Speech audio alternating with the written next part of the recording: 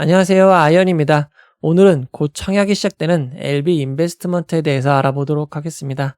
정말 오랜만에 공모주 청약인 것 같습니다. 제목으로 애매하지 않습니다. 그리고 2번 벌 수 있습니다라고 강조해서 이야기했는데요. 조회수를 끌기 위한 어그로가 아닙니다. 여러분의 투자에 꼭 도움이 될 수 있는 정보를 담았으니 꼭 끝까지 봐주시고 도움이 됐으면 좋겠습니다. 먼저 회사 정보입니다. 해당 회사가 어떤 회사인지 가장 정확하게 아는 방법은 무엇으로 돈을 버느냐 확인하는 것입니다. 매출 내역을 보면 확인할 수 있습니다. LB 인베스트먼트는 투자 업무로 대부분의 매출이 발생하고 있습니다. 사실 인베스트먼트가 투자라는 의미기에 이 정도는 어느 정도 예견된 내용입니다. 엄밀하게 얘기하면 LB 인베스트먼트는 벤처 캐피탈, 앞자를 따서 VC입니다.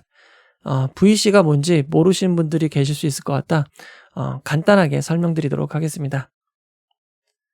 지금은 하이브로 이름을 바꿨지만 예전에 빅히트 엔터테인먼트로 상장했던 회사가 있습니다. 2020년 10월 15일 상장했는데 공모가는 13만 5천 원이었습니다.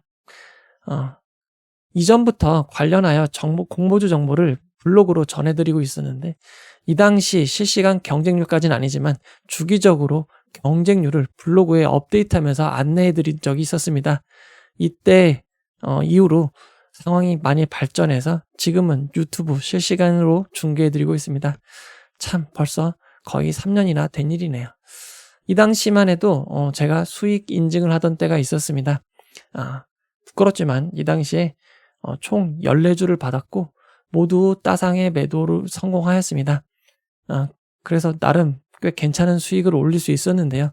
저처럼 공모주 투자에 공모가 13만 5천 원에 참여하시고 따상인 35만 1천 원에 매도를 하셨다면 1.6배의 수익을 올릴 수 있습니다. 단순히 회수한 금액 35만 1천 원을 투자한 금액 13만 5천으로 나눈 것을 멀티플이라고 하는데요.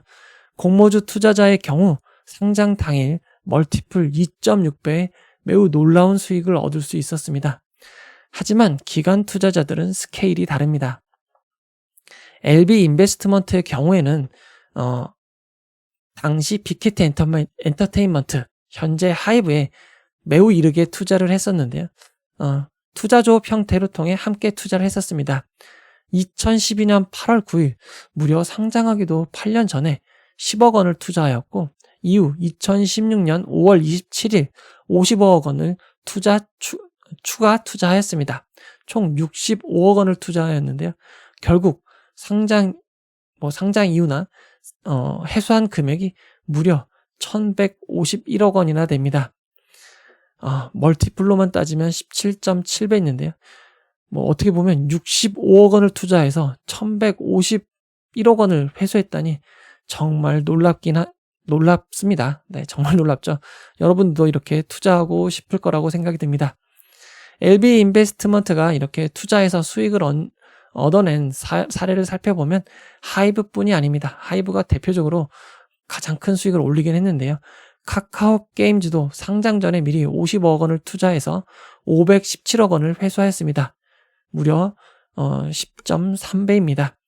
펄어비스 검은 사막으로 유명한 회사에도 2014년 51억 원을 투자하여 15.3배를 올렸습니다. 매우 큰 성공입니다. 직방, 탄탄 같은 경우에는 아직 상장이 이루어지진 않았지만 초기에 투자를 하여 이후 다른 기관 투자자들에게 매각한 것으로 보입니다. 조금 낮아 보이긴 하지만 4.7배, 3.5배로 꽤 높은 수익을 올렸습니다. 이처럼 벤처 캐피탈은 잠재적 기술력은 높지만 자본과 경영 여건이 취약한 벤처기업에 투자를 하는 회사입니다.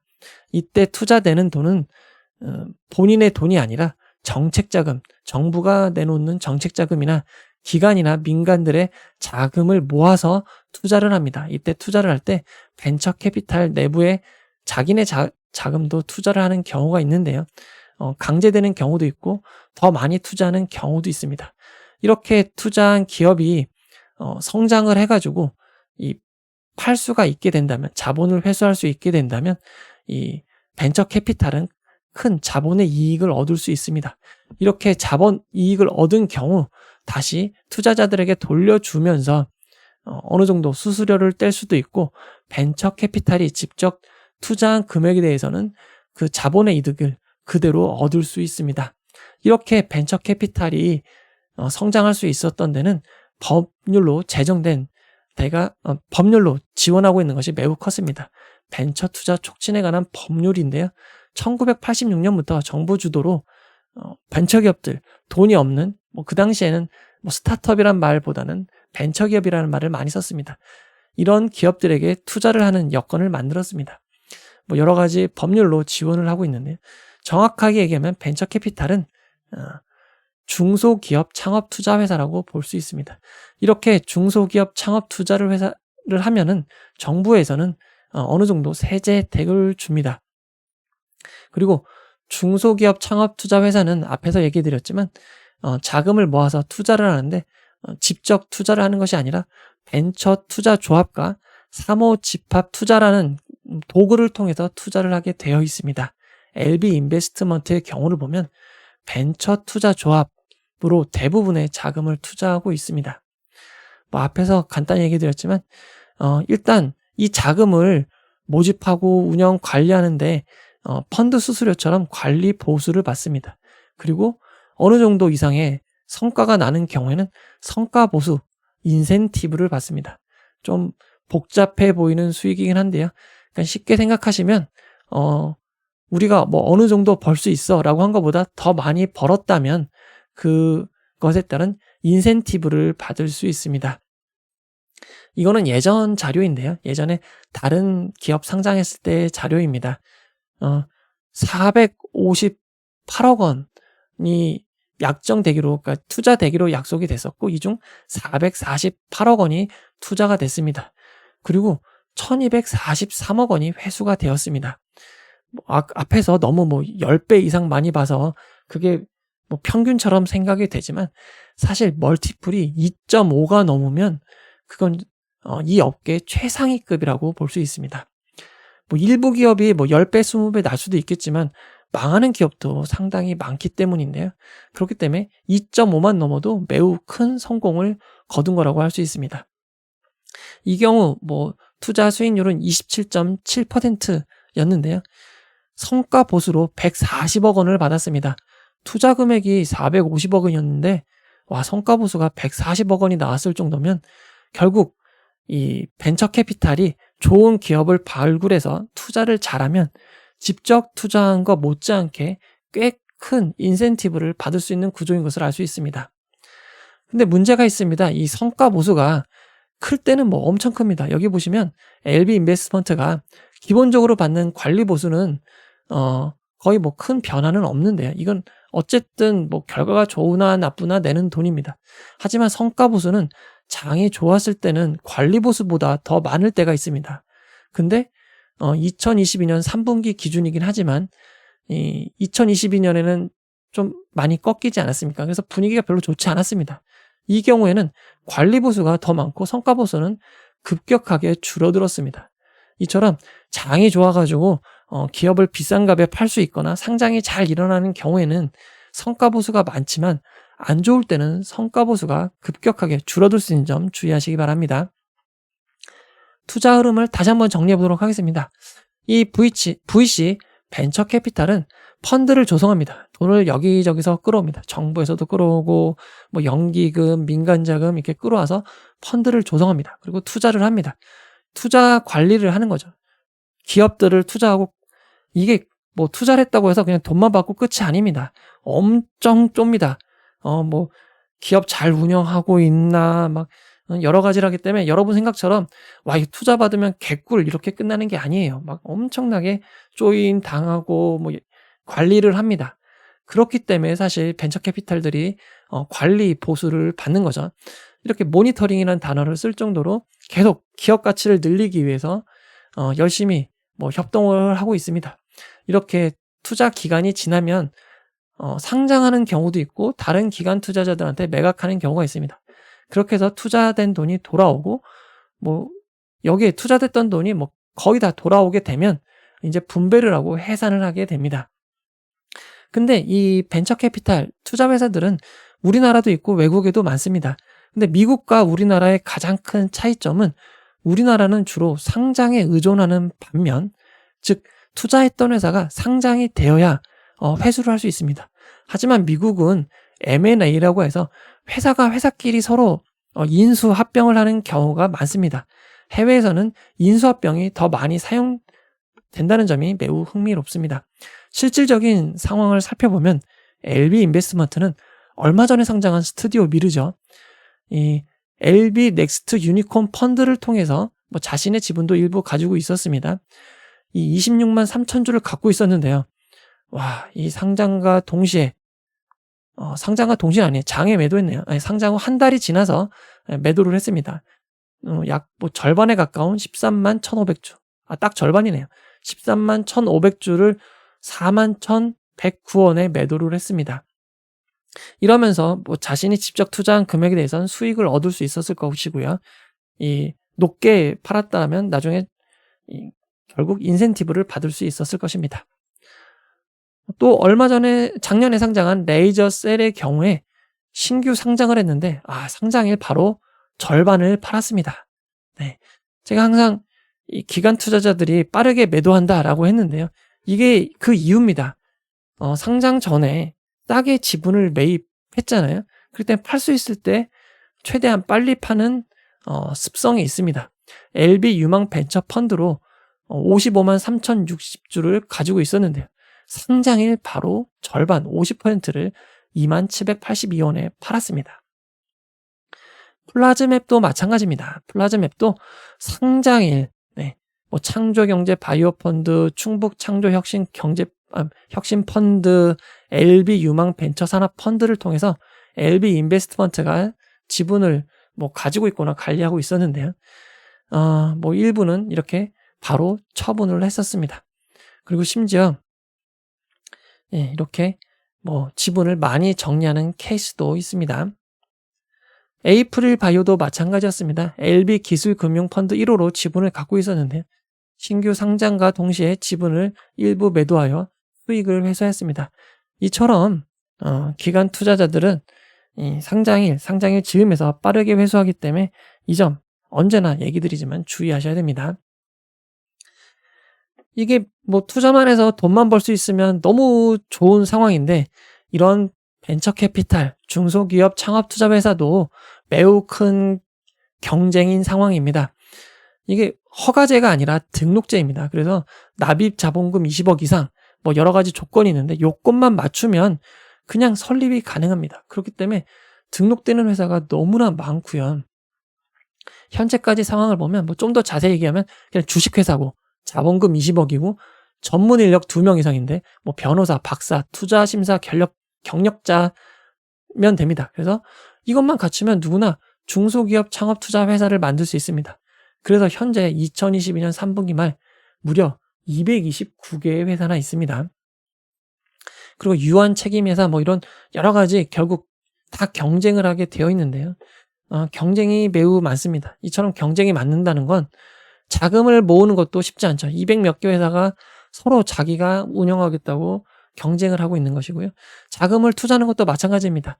좋은 회사는 서로 들어가려고 합니다. 그렇기 때문에 좋은 회사는 또 비싸게 들어갈 수밖에 없는 경우도 있고요. 투자 회수하는 것도 당연히 경쟁입니다. 모든 것이 경쟁입니다. LB 인베스트먼트는 벤처 캐피탈을 통해서 8,600억 원을 운영 관리하고 있고 사모 투자는 257억 원밖에 되지 않기 때문에 벤처 캐피탈에 집중하고 있는 회사라고 보면 됩니다. 이 전체 운용 자산 순위로 봤을 때 12위, 벤처 캐피탈로만 보면 9위입니다. 224개 업계가 있는데 이 정도면 상위권이라고 할 수 있습니다. 앞에서 영업수익에 관리 보수가 있고 성과 보수가 있다라고 얘기 드렸는데 또 하나 조심하셔야 될 게 지분법 수익이 있습니다. 지분법 수익이 거의 절반 가까이 차지하는 경우도 있기 때문에 주의하셔야 되는데요. 지분법 수익은 뭐냐면 여러 가지 펀드를 통해서 이 투자했던 회사들의 가치를 이 회계 기간에 맞춰서 산정을 합니다. 공정가치라고 하는데 이 가치는 이 평가 방법에 따라서 아니면 상황에 따라서 크게 올라갈 수도 있고 낮아질 수도 있지만 이게 결국 실제로 돈을 회수한 게 아닙니다. 투자했던 회사들의 가치가 올라가면 그에 따라서 그냥 뭐 반영되는 금액이기 때문에 지분법 수익이 뭐 실질적으로 전부 다 현금 돈이다라고 생각하시면 안 됩니다. 그래서 지분법 수익은 별도로 뭐 나중에 뭐 돈이 될 수는 있겠지만 별도로 생각하시는 것이 좋겠습니다. 공모자금의 사용 용도를 알아보도록 하겠습니다. 공모자금을 받은 돈은 전부 타법인 증권 취득 자금으로 사용된다고 하는데요. 이는 뭐 LB인베스트가 하고 있는 일인 이 펀드에 투자할 예정입니다. 이미 다 결성이 된 펀드, LB혁신성장펀드에는 25억 5,800만 원이 들어갈 예정이고요.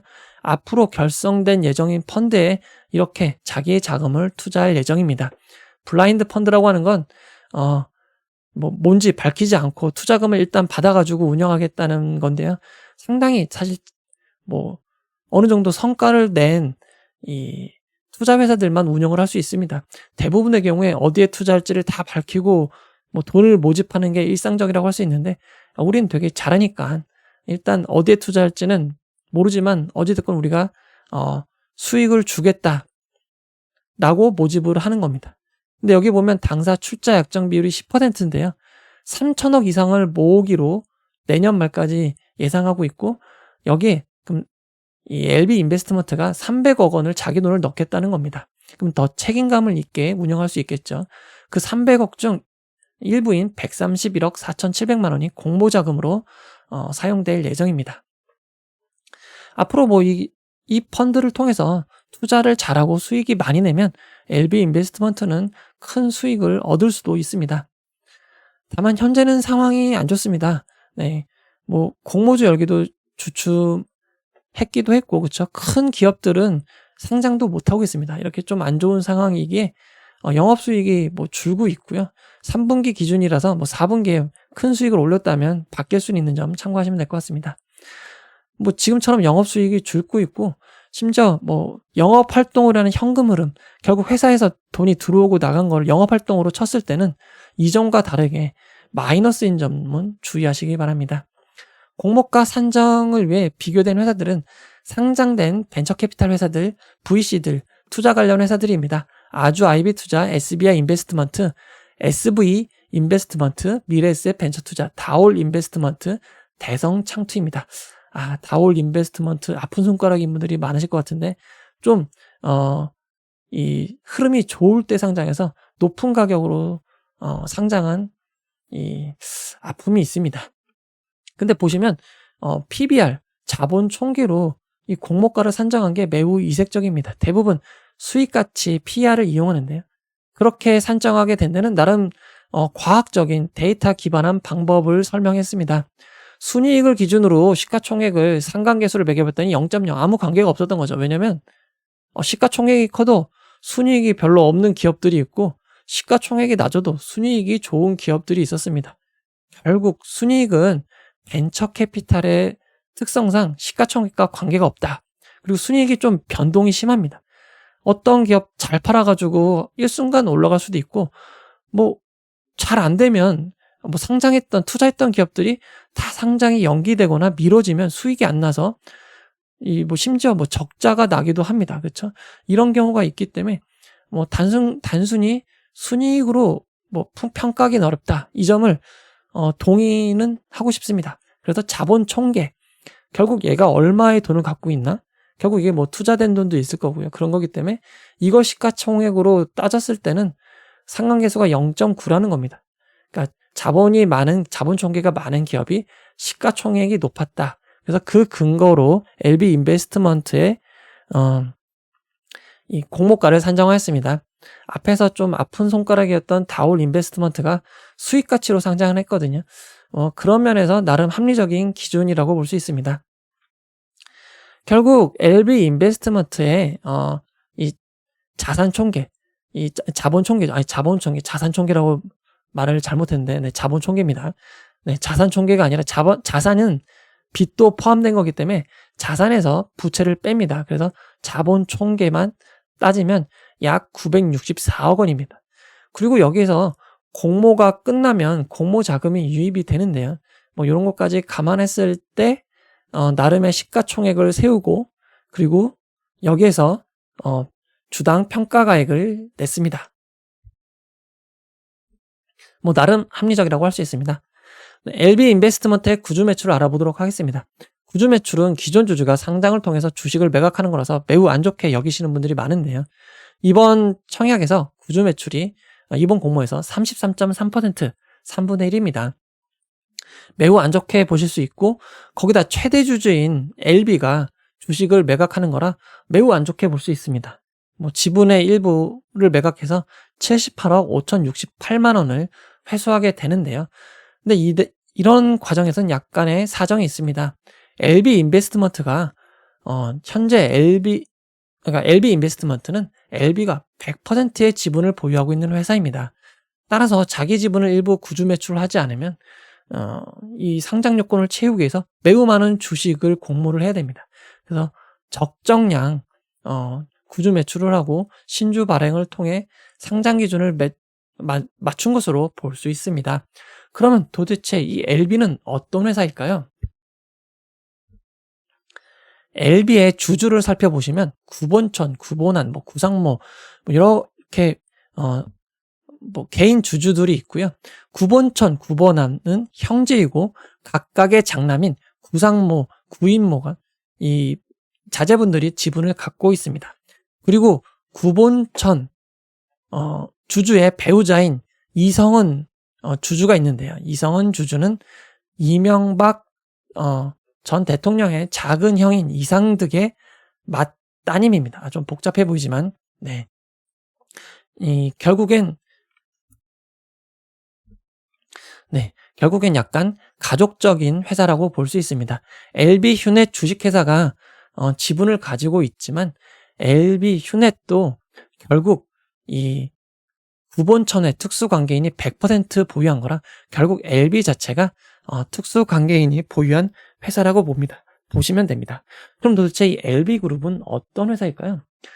네, LB그룹은 매우 복잡해 보이지만 단순하게 설명할 수 있습니다.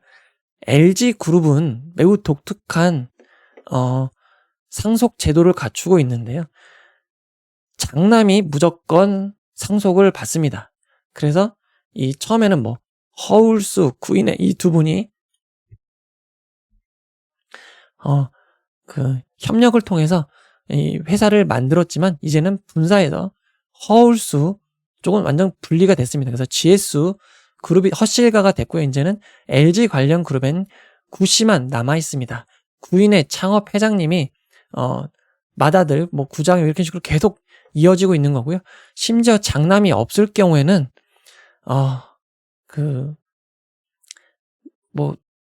장남이 아닌 차남의 장남을 입양해서까지 계열을 계속 이어가고 있습니다. 그리고 전통이 있는데요. 그 아들이 이제 물려받게 된다. 이 상속이 완료된다. 경영 이전이 완전히 이루어지게 되면 그 선친의 어떻게 보면 작은 아버지들이라고 할 수 있죠. 작은 아버지들이 다 자신의 계열사를 떼어 나가는 전통이 있습니다. 그래서 구인의 회장의 동생인 구철의 회장 같은 경우에 LIG, LS 등 이렇게 분리해 나갔고요.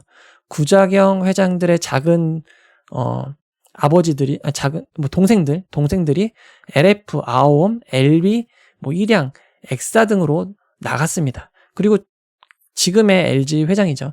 구강모 회장이 회장 취임을 하자 이제는 여기에 LT그룹, 회성그룹 이런 식으로 분사해서 계열 분리가 됐습니다. 이게 되게 어려워 보이지만 쉽게 얘기하면 LB 인베스트먼트는 구자경 회장의 동생인 구자두 회장이 분리해 나간 회사가 LB이고요. 그 중에서 또 구자두 회장의 장남이 구본천이라고 보면 됩니다. 제가 또 팁을 하나 드리자면 이 영상이 너무 길어지는데 그래도 여러분들한테 팁을 드리도록 하겠습니다. 이거 너무 복잡해요라고 할 수 있는데요.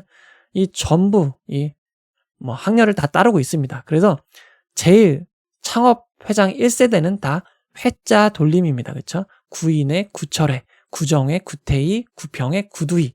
그리고 두 번째 2대는 자자 돌림입니다. 구자경, 구자성, 구자학, 구자두, 구자일, 구자극입니다. 그리고 세 번째는 본자 돌림입니다. 그래서 구본무, 구본문, 구본준 이렇게 구본식 이렇게 학렬을 따르고 있고요. 이 마지막이 모자 돌림입니다. 이렇게 생각하시면 됩니다. 뭐 최근에 약간 경영 분쟁 이슈가 있긴 한데요. 이 전통이 계속 이어질지 어쩔지는 지켜봐야 될 것 같습니다. 네, 이제 드디어 LB 인베스트 일정을 알아보도록 하겠습니다. LB 인베스트먼트는 3월 20일 월요일 청약을 시작하여 3월 22일 청약이 마무리됩니다. 미래에셋증권은 10시부터 오후 4시까지 청약이 진행됩니다. 환불은 2일 뒤인 3월 23일 목요일입니다.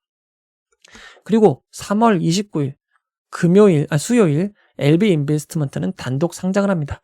이 청약 일정을 보면 아직 지하이노베이션이 수요 예측 결과가 발표되지 않았습니다. 3월 20일 발표되기 때문에 요 둘을 잘 보시고 청약을 나눠서 하시든가 청약을 안 할지 결정을 하셔야 될 것 같은데요. 지하이노베이션과 청약 상장일이 겹치면 어떡하나 걱정이 됐는데 다행히 아직까지는 예정이라 바뀔 수는 있겠지만 지하이노베이션과 상장일이 다릅니다. 따라서 아직까지는 단독 상장인 점이 장점이라고 할 수 있습니다. 기관 투자자 수요 예측 결과를 알아보도록 하겠습니다. LB 인베스트먼트 공모 희망가액 밴드는 4,400원에서 5,100원이었지만 상단인 5,100원으로 결정이 되었습니다. 경쟁률 나쁘지 않았습니다. 1,417개의 기관이 참여하여 1,298.4대 1의 높은 경쟁률을 기록하였습니다. 2022년부터 2023년까지 상장한 수요 예측 경쟁률을 비교해보면 얼마 전에 상장한 한주 라이트메탈 TFE보다 조금 높거나 거의 비슷한 수준이고요. 센즈랩보다 조금 낮은 수준으로 보시면 됩니다. 수요 예측 경쟁률이 최근 좀 낮아지는 추세이긴 한데 이 정도면 높은 밴드에 있다고 볼 수 있습니다. LB 인베스트먼트의 수요 예측 분포를 살펴보면 밴드 상단이 압도적으로 많습니다. 그리고 공모가 상단 이하가 하단의 3건, 하단 미만이 1건밖에 되지 않습니다. 수요 예측 분포를 건수 기준으로 이렇게 파이 차트로 나타나면 상단 초과가 19.52%, 상단이 80.18%, 하단과 하단 미만은 거의 없다고 볼 정도이기에 공모가가 상단으로 결정된 건 합리적이라고 보여집니다. 다만 의무 보유 가격이 조금 아쉽습니다. 건수 기준으로는 2.68%, 수량 기준으로는 2.84%밖에 되지 않아 매우 낮다고 할 수 있습니다. 의무 보유 가격 신청 비율을 살펴보면 공구음원, 바이오노트보단 조금 높고 이지트로닉스, 인베티지랩보단 조금 낮다고 할 수 있습니다. 의무 보유 가격은 매우 낮은 수준입니다. 네, LB 인베스트먼트의 수요 예측 결과를 경쟁률과 의무 보유 가격의 좌표로 나타내면 LB 인베스트먼트는 경쟁률은 높지만 의무 보유 가격은 좀 낮은 수준입니다. 그래도 좀 이 주변에서 봤을 때 수익을 냈던 이 공모주들이 많기 때문에 좋은 결과를 기대할 수 있을 것 같습니다. TFE가 상장당의 시초가가 마이너스여서 파란색으로 되어 있긴 했지만 TFE는 한주 라이트 메틸과 동시 상장이었던 점을 감안해 볼 때 LB 인베스트먼트는 수요 예측 결과로만 놓고 보면 아주 큰 수익은 아니더라도 손해볼 확률은 낮은 거라고 생각할 수 있습니다. 이어서 청약 정보와 청약 증권사를 알아보도록 하겠습니다. 네, 우리사주조합에 배정된 주식은 없고 일반 청약자에게 25%가 배정되었습니다. 금액으로 59억밖에 되지 않기 때문에 매우 작다고 할 수 있습니다. 미래에셋증권은 온라인 청약 시 모두 우대 등급입니다. 우대 등급의 경우 이거 바뀌었네요. 이게 바로 실수라고 하는 거죠. 네, 우대 등급이 이게 바뀌었습니다. 11만 4천 주입니다. 그리고 11만 4천 주의 청약 증거금은 2억 9,070만 원입니다. 청약 수수료 2,000원이 있습니다. 최소 청약 단위가 50주입니다. 50주의 청약 증거금은 12만 7,500원입니다. LB 인베스트의 상장일 유통물량을 알아보도록 하겠습니다. LB 인베스트먼트는 상장 시가총액이 1,184억 원으로 그리 큰 회사라고 할 수 없습니다.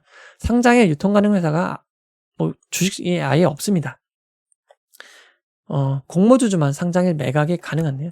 어차피 의무 보유 가격이 그리 높진 않기 때문에 유통 가능 비율은 19.89%에서 크게 낮아지긴 어려울 것 같고 유통 가능 금액은 236억 원 이하가 될 것 같습니다. 의무 보유 가격이 반영된다고 해도 그렇게 크지는 않을 것 같습니다. 네. 뭐 상장일 기존 주주가 없기 때문에 공모주주 뭐 상장 비율 그대로 상장일 매각이 가능합니다. 상장일 공모주주만 매도 가능한 점이 장점이고 규모가 그리 크지 않은 점이 장점입니다. 여기에 추가적인 장점이 있는데요. LB가 이번에 구주 매출을 했고 30개월 동안 보호 예수를 신청했습니다. 무려 이게 얼마냐? 12개월로 나눴을 때 2년 6개월이라고 할 수 있습니다. 2년 6개월 동안 추가적으로 나올 주식은 상장 주선인 미래에셋증권이 의무적으로 인수하는 13만 8,541주밖에 없습니다. 이 점도 큰 장점이라고 할 수 있습니다. 2022년 상장 종목 유통 물량과 비교해보면 유일 로보틱스와 거의 비슷하고 한주 라이트 메탈 보다 조금 많은 수준입니다. 의무보유 하격이 없기 때문에 아쉽긴 하지만 상장일 유통 물량은 많은 편이 아닙니다. LB 인베스트먼트 결론을 내려보도록 하겠습니다. 상장 VC들의 주가가 매우 좋지 않습니다. 2022년 6월 고점을 찍고 대표적인 아주 IB 투자는 75.78%가 하락했고 SBI 인베스트먼트는 64.86%가 하락했습니다. 반토막이 아니라 거의 4분의 1 토막 난 종목들도 많을 정도로 상장된 VC들의 주가는 좋지 않습니다. 가장 최근 상장한 VC들의 주가를 살펴보면 다올 인베스트먼트가 우리금융에 인수되면서 주가가 큰 폭으로 상승을 했습니다. 그래도 이 공모가를 생각한다면 공모가보다 거의 절반 정도 수준에도 미치지 못하고 있습니다. 그리고 LB그룹에 상장된 주식이 사실 그렇게 성과가 좋지 않습니다. LB세미콘, LB루셈도 최근 1년 동안 아무리 주가가 하락했다고 하지만 주가 하락폭보다 더 많이 하락한 점이 단점입니다. 그렇다면 여러분은 이런 생각이 드실 수 있습니다. 상장한 같은 업종인 VC들의 주가가 좋지 않고 최근 상장한 VC들은 반토막인데 거기다 LB그룹도 주가 떨어진 것보다 더 많이 떨어졌는데 청약을 해야 할까? 라고 하실 수 있습니다. 하지만 LB 인베스트먼트는 이 상황이 좋을 때 상장했던 다올 인베스트먼트, 당시에는 KTB 네트워크스였는데 과 달리 순이익으로 상장을 하지 않았습니다. 가장 시가총액과 상관계수가 높은 자본총계로 이 공모가를 산정했기 때문에 이걸 실제로 적용을 해본다고 하면 LB 인베스트먼트가 상장을 하면 자본총계가 1,100억 원이 됩니다. 상장되어 있는 회사 중 가장 비슷한 회사가 DSC 인베스트먼트인데요. DSC 인베스트먼트의 자본총계는 948억 원입니다. 그렇다면 현재 주가와 주식 이런 것들을 감안했을 때 LB 인베스트먼트의 적정 가치는 5,683원으로 볼 수 있습니다. 아주 크진 않지만 그래도 공모가보다 11.43% 높은 가치를 봤다고 할 수 있습니다. 이 정도가 크진 않은데요. 그래도 상장 기업 대비 11% 정도 할인되어 상장할 수 있다는 점이 어떻게 보면 안전 마진이 될 수가 있고요. 수혜측가가 나쁘지도 않고 상장의 유통 물량이 200억 대밖에 되지 않습니다. 그리고 기존 주주가 없는 점이 제일 큰 변수이고요. 상황이 사실 최근 조금씩 하락하고 있었습니다. 금양 크림파워가 따상을 달성하지 못했고 급락으로 마무리하면서 안 좋은 기억이 있었을 텐데요. 하지만 이후 보란듯이 상승을 하고 있습니다. 따라서 공모주가 아직 무너졌다라고 보기는 어렵습니다. 그리고 LB 인베스트먼트는 금양 그린파워 이후 오랜만에 일반 공모주 상장이 될 예정입니다. 그렇기 때문에 무조건이라고 보긴 어렵지만 해볼만 하다라는 생각이 듭니다. 물론 상장일에 어떻게 될지는 아무도 모릅니다. 그냥 확률로 이야기 드리는 겁니다. 그리고 A분류와 무신사에 200억, 118억 원이 투자되어 있습니다. 중간에 들어간 건 좀 비싸게 들어간 것 같긴 한데 그래도 초반에 2018년, 2019년에 들어간 건 매우 작게, 가치가 낮을 때 들어간 거라서 이게 좀 수익을 많이 내줄 수도 있습니다. 이럴 때는 A분리 무신자 상장한다 라는 얘기가 나오면 수혜주로 부각이 가능합니다. 컬리도 30억 원이 들어가 있긴 한데요. 매우 초창기에 들어가 있고 투자 금액이 그리 크지 않습니다. 그래서 가치가 어떻게 산정될지에 따라서 이게 수익이 될지는 뭐 지켜봐야 될 것 같습니다. 그리고 사실 최근에 에이블리 무신사 같은 플랫폼 기업의 가치가 매우 급락하고 있습니다. 컬리 같은 경우에도 처음에 뭐 몇 조 원 가치 인정받았다가 지금은 뭐 상장을 아예 진행하기도 어려운 상황이 돼 있는데 항상 사이클이 돌고 있습니다. 언젠간 또 다시 가치를 인정받을 날이 올 수 있을 거고요. 그때 다시 가치가 올라갔을 때 에이블리 무신사 상장한다라고 하면 수혜주로 충분히 부각이 가능합니다. 이 사실 꼭 잊지 않으셨으면 좋겠습니다. 그리고 LB 인베스트먼트는 LB가 79.51%를 보유한 회사입니다. 이 LB 같은 경우에는 결국에는 또 경영승계가 이루어질 수밖에 없습니다. 그 장자로 또 경영승계가 이루어질 텐데요. 경영승계를 위해서는 자금이 항상 필요합니다. 그래서 이 상장되어 있는 회사, 비상장된 회사에서 배당을 함으로써 그 자금을 수혈하는 경우가 상당히 많은데요. LB 인베스트먼트는 배당을 할 때 최대 주주에게 제일 많이 돌아가는 기업입니다. 뭐 실제로 뭐 돈을 벌고 수익을 낼 수 있는 기업이고요. 결국 이런 점을 감안했을 때 경영권 및 승계 관련 이슈가 있을 때 LB 인베스트먼트가 기본 가치 외에 추가적인 메리트가 있을 것으로 보입니다. 네, 다시 한번 결론 내려보도록 하겠습니다. 아주 큰 기대하기 어렵습니다. 그러지만 오랜만에 상장입니다. 도전해 볼 만합니다. 그리고 빠른 수익을 하시는 게 좋습니다. 뭐 이 단기간에 상황 나아지긴 어렵고 이후에 또 상장하는 회사가 있다면 관심을 못 받을 수 있습니다. 그러나 30개월 동안 추가로 나올 수 있는 주식이 없습니다. 그렇죠? 이 미래에셋 증권에서 나오는 약 10억 원 물량이 전부입니다.